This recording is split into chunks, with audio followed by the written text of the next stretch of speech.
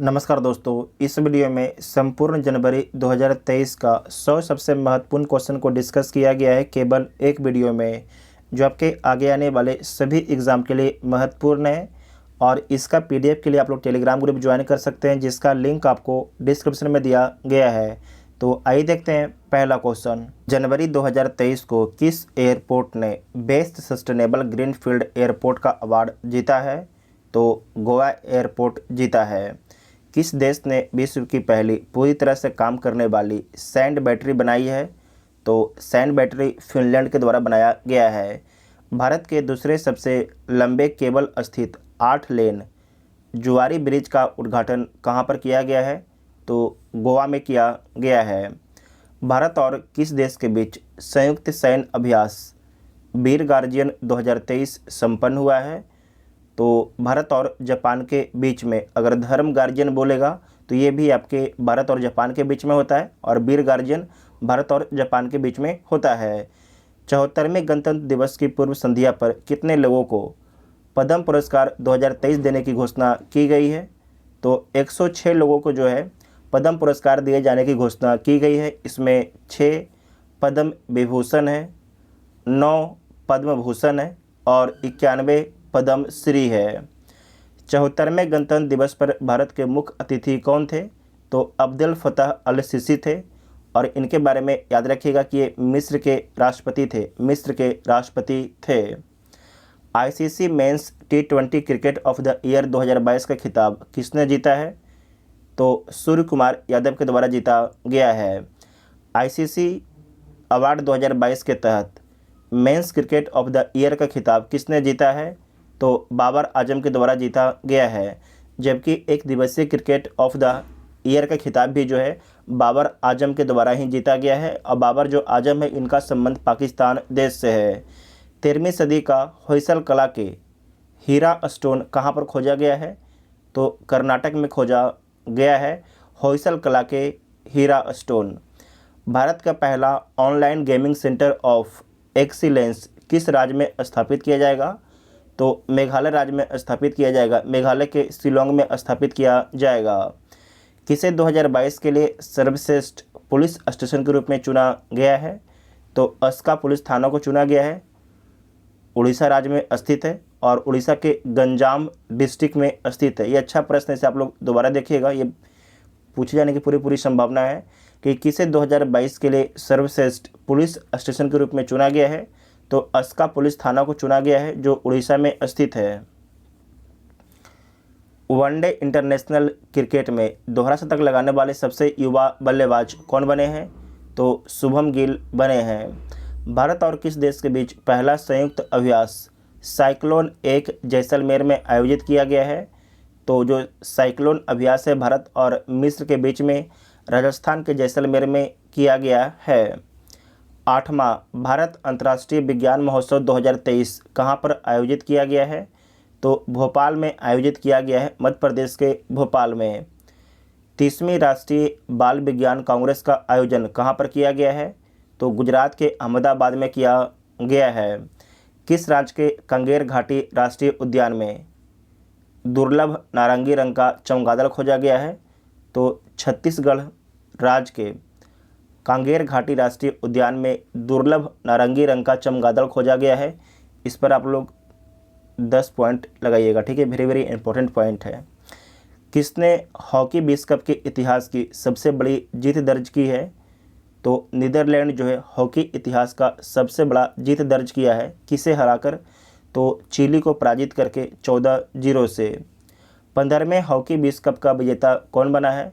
तो जर्मनी बना है, जर्मनी। और आपको याद रखना है कि जो 15वां हॉकी विश्व कप है, इसका आयोजन भारत के कटक में किया गया था। और जो कटक है उड़ीसा राज्य में स्थित है। उत्तर भारत की सबसे बड़ी तैरती हुई सौर परियोजना का उद्घाटन कहाँ पर किया गया है? तो चंडीगढ़ में किया गया है। किस राज्य के मुख्यमंत्री ने राज्य को देश का पहला हरित राज्य बनाने का लक्ष्य 2025 तक रखा है?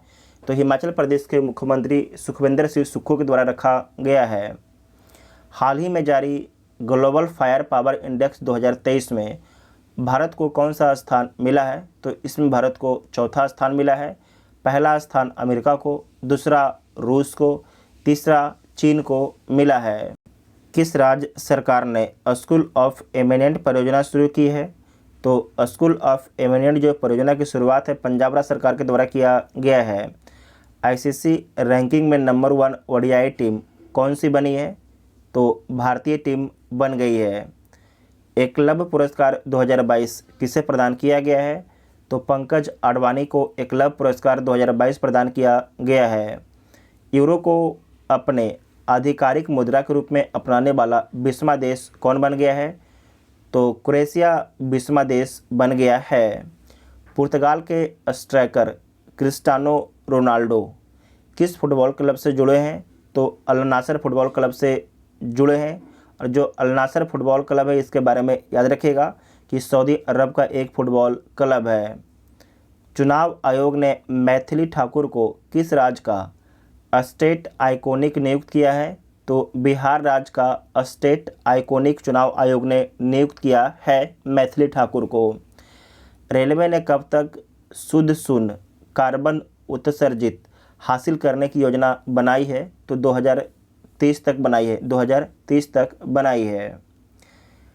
भारत किस देश को पीछे छोड़कर वैश्विक स्तर पर तीसरा सबसे बड़ा ऑटो बाजार बन गया है? तो जापान को छोड़कर भारत जो है तीसरा वैश्विक स्तर पर तीसरा सबसे बड़ा ऑटो बाजार बन गया है। विश्व का पहला ताड़ के पत्तों का पांडुलिपि संग्रहालय कहाँ पर खोला गया है? तो केरल राज्य में खोला गया है। राष्ट्रपति मुर्मू ने कहाँ संविधान उद्यान का उद्घाटन किया है? तो जयपुर में किया गया है। सियाचिन में तैनात होने वाली पहली महिला अधिकारी कौन बनी है? तो शिवा चौहान बनी है। वीवीआई पॉइंट है, शिवा चौहान बनी है। केंद्रीय गृह मंत्री अमित शाह ने 120 फीट ऊंची पोलो प्रतिमा का उद्घाटन कहाँ किया है?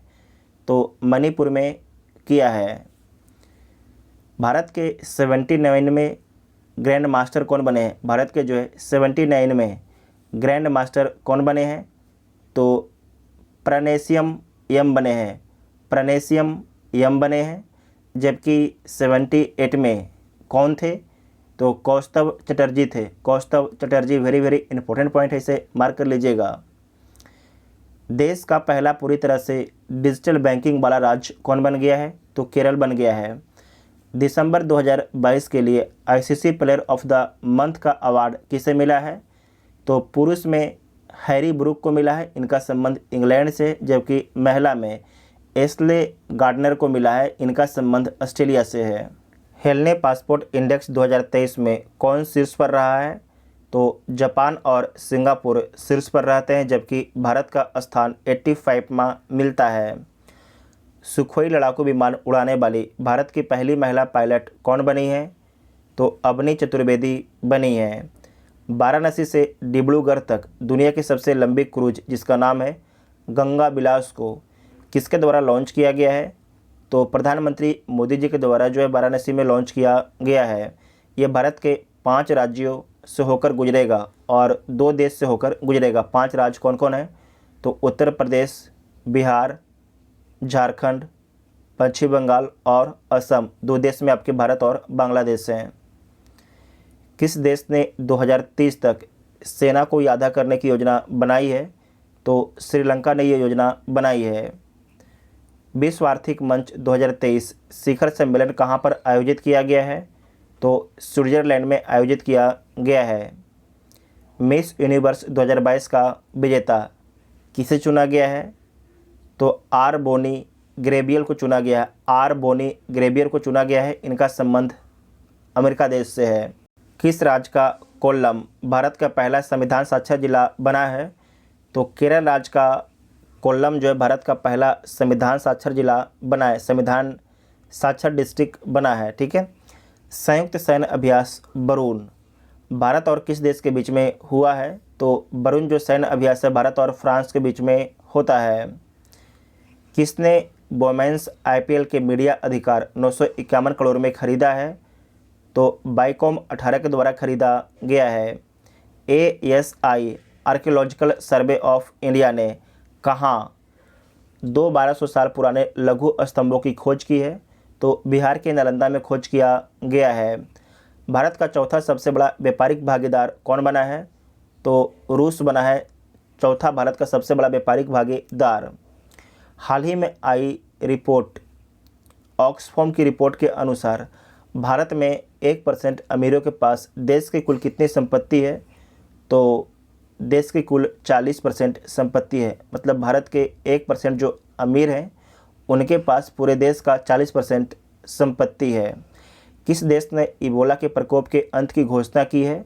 तो युगांडा ने जो है इबोला के प्रकोप के अंत की घोषणा की है। युगांडा एक अफ्रीकी देश है। BRO में विदेशी असाइनमेंट पर तैनात होने वाली पहली महिला अधिकारी कौन बनी है? तो सुरभि जखमोला बनी है। सुरभि जखमोला बनी है।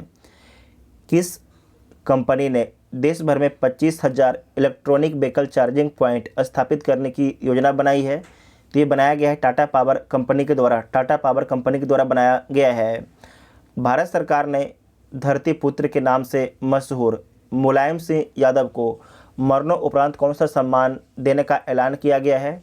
तो पद्म विभूषण दिए जाने का ऐलान किया गया है। पद्म विभूषण, ठीक है। हिंदी दिवस किस तारीख को मनाया जाता है? तो 10 जनवरी को हिंदी दिवस मनाया जाता है।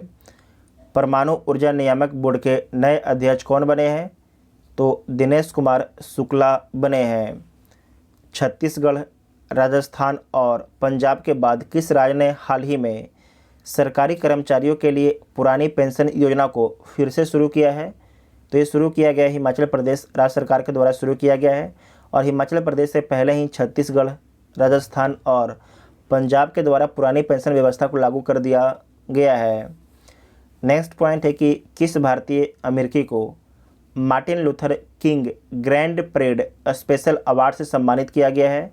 तो ये सम्मानित किया गया है कृष्णा बबिलाला को। कृष्णा बबिलाला को सम्मानित किया गया है। किस संस्था ने ग्रामीण स्वास्थ्य सांख्यिकी रिपोर्ट जारी की है? तो ये जारी किया गया है स्वास्थ्य और परिवार कल्याण मंत्रालय के द्वारा। बहुत ही अच्छा सवाल है कि किस संस्था ने ग्रामीण स्वास्थ्य सांख्यिकी रिपोर्ट जारी की है? तो स्वास्थ्य और परिवार कल्याण मंत्रालय के द्वारा जारी किया गया है। कौन सा देश अपने 75वें स्वतंत्रता दिवस पर भारत के पहले PM जवाहरलाल नेहरू के चित्र सहित डाक टिकट जारी करेगा? तो ये जारी किया जाएगा श्रीलंका के द्वारा। वर्ल्ड इकोनॉमिक फोरम की 2023 की वार्षिक बैठक की थीम क्या है?